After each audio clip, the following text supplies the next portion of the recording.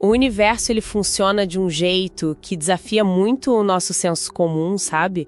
Aquilo que a gente aprendeu aqui na Terra. A ciência vive mostrando pra gente que os nossos preconceitos de como o cosmos deveria ser, bom, eles simplesmente não se aplicam lá fora. Então, a nossa missão hoje, olhando o material que a gente tem, é explorar duas dessas realidades mais, assim, desconcertantes que a cosmologia moderna está revelando. A gente vai focar na composição invisível, que é a maior parte do universo, e também nas descobertas mais recentes do James Webb sobre as primeiras galáxias. Isso tá, balançando mesmo as nossas ideias sobre como tudo começou. Exato. E olha, não é só curiosidade não. São mistérios bem fundamentais mesmo, que estão forçando a ciência a repensar suas próprias bases. Mostra o quão limitada, na verdade, ainda é a nossa visão, né? Diante de tudo que existe por aí, da estranheza do universo.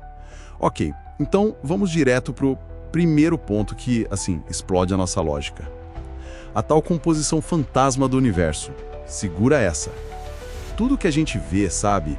Estrelas, galáxias, planetas, nós, é menos de 5% do total. Menos de 5%? Os outros 95% são um mistério total, invisível. É tipo uns 27% de matéria escura e uns 68% de energia escura. A gente literalmente não tá vendo quase nada do que forma a realidade. É impressionante. E a ideia da matéria escura, ela não é tão nova. Começou com o Fritz Zwick, lá em 1933. Ele estava olhando um aglomerado de galáxias, o aglomerado de Coma, e percebeu que elas se moviam rápido demais. Muito mais rápido do que a gravidade da matéria visível conseguiria segurar. Aí, décadas depois, a Vera Rubin, lá nos anos 70, ela meio que confirmou isso de vez. Ela mediu a rotação das estrelas nas bordas das galáxias e viu que elas giravam tão rápido quanto as do centro. Mas isso não deveria acontecer, né? Pelas leis da gravidade que a gente conhece. Exatamente. Era para ser mais lento, como os planetas mais distantes do Sol giram mais devagar que os internos. A única explicação assim que fecha a conta é... Bom, tem que ter uma quantidade enorme de massa que a gente não vê. Massa invisível, a matéria escura, gerando essa gravidade extra. E o que é, exatamente? Já se sabe. Ainda não. Essa é a grande questão. Talvez seja algum tipo de partícula exótica, sabe? Algo que não interage com a luz, por isso é escura. É um dos maiores mistérios da física hoje. E como se um mistério desse tamanho não bastasse, né? Veio a energia escura, em 1998. Essa talvez tenha sido a maior surpresa de todas. Ah, sim. Essa veio da observação daquelas supernovas distantes, as do tipo Ia. Isso. E descobriram que a expansão do universo não está diminuindo por causa da gravidade, como todo mundo esperava. Pelo contrário, está acelerando. É, como se o universo tivesse, de repente, pisado no acelerador.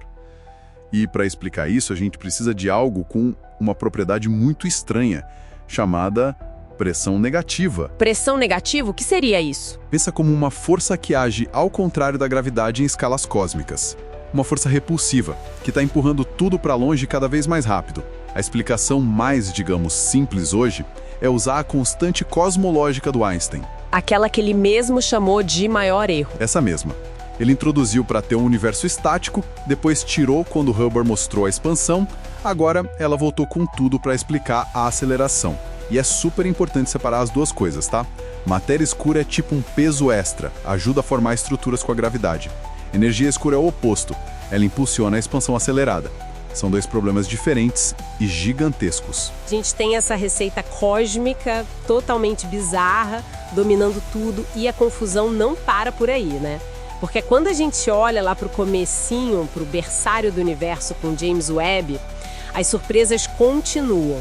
E elas desafiam como a gente achava que as estruturas tipo galáxias se formaram.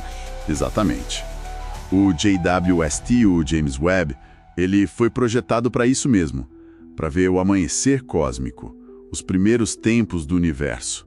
E a expectativa que a gente tinha, baseada no modelo padrão, o Lambda CDM... Que já inclui a matéria escura e a energia escura, certo? Isso. A expectativa era encontrar galáxias bem pequenas no começo, tipo bebês cósmicos, que iriam crescendo aos poucos, se juntando para formar galáxias maiores. Um processo meio hierárquico, de baixo para cima, sabe? Faz sentido, como construir com blocos de Lego, começando pequeno. Mas o Webb está mostrando outra coisa. Pois é, ele está encontrando galáxias que são surpreendentemente grandes, complexas e já bem maduras, muito cedo no tempo cósmico. Estamos falando de coisas que já existiam entre 300 e 700 milhões de anos depois do Big Bang. 300 milhões de anos. Isso é muito pouco tempo em escala cósmica. Muito pouco. Tem exemplos como as chamadas galáxias impossíveis, que parecem ter até 100 vezes mais massa em estrelas do que os modelos previam para aquela época. E tem a JADES GS Z140, vista só 290 milhões de anos após o Big Bang. Já era bem grande e brilhante. Nossa! E qual é a implicação disso? Que tudo aconteceu muito mais rápido? Basicamente sim. Sugere que o processo de formar estrelas e montar galáxias foi explosivamente rápido e eficiente no início. Muito mais do que os nossos modelos conseguiam prever.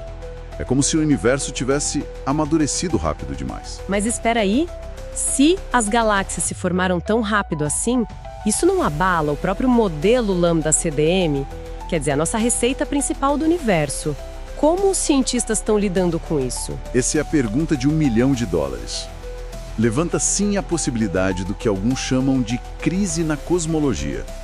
Será que a nossa compreensão da matéria escura está incompleta? Ou talvez a energia escura não seja só a constante cosmológica?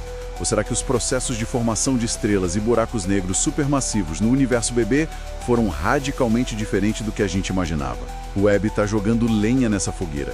Ele está forçando a gente a repensar a cronologia toda, talvez até a natureza fundamental desses componentes escuros ou da própria gravidade nessas condições extremas. Entendi. Então, para a gente fechar esse nosso mergulho de hoje, a maior parte do universo é feita de coisas que a gente não sabe o que são, mas que ditam o destino dele.